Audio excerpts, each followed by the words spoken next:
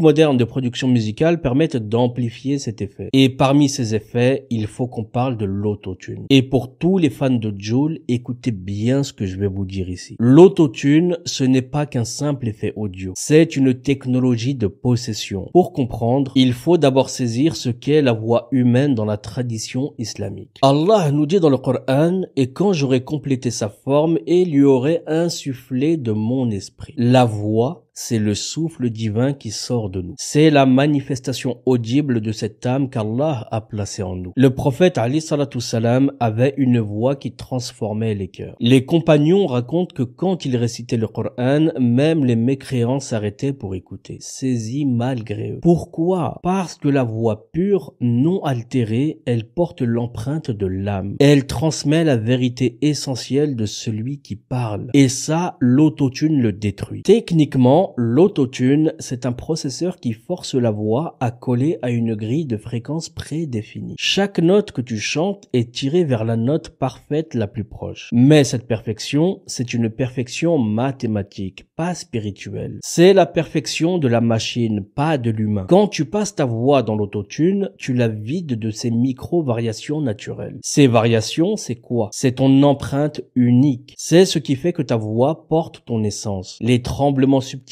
les légères imprécisions, les harmoniques personnelles, eh bien tout ça disparaît. Ce qui reste, c'est une voix standardisée, robotisée, déshumanisée. Mais le plus grave, c'est ce qui remplit ce vide. Et la nature a horreur du vide, et le monde spirituel encore plus. Quand tu vides ta voix de ton essence humaine, qu'est-ce qui prend la place? Eh bien c'est les djinns, car les djinns adorent les espaces vides. Ils adorent les formes sans substance. Une voix autotunée, c'est exactement exactement ça. C'est une forme vocale vidée de sa substance spirituelle. Les ingénieurs du son qui travaillent avec l'autotune témoignent de phénomènes troublants. Des harmoniques qui apparaissent sans raison, des voix fantômes dans les fréquences, des modifications qui se font toutes seules dans les réglages. Il y a un producteur qui a raconté qu'une nuit en studio, l'autotune s'est mis à chanter tout seul. Et c'était pas un bug, c'était une voix. Et qui venait d'où? Je vous laisse deviner. Ce témoignage, je l'avais d'ailleurs déjà posté dans mes toutes premières vidéos, mais le propriétaire de la vidéo signalait automatiquement toutes les réutilisations de ces passages. Et ces témoignages, vous en avez un paquet sur YouTube si vous cherchez bien. Le réglage standard de l'autotune moderne, c'est sur la 440 Hz. Cette fréquence, elle a été imposée mondialement en 1953. Avant ça, on accordait beaucoup plus bas, souvent en 432 Hz.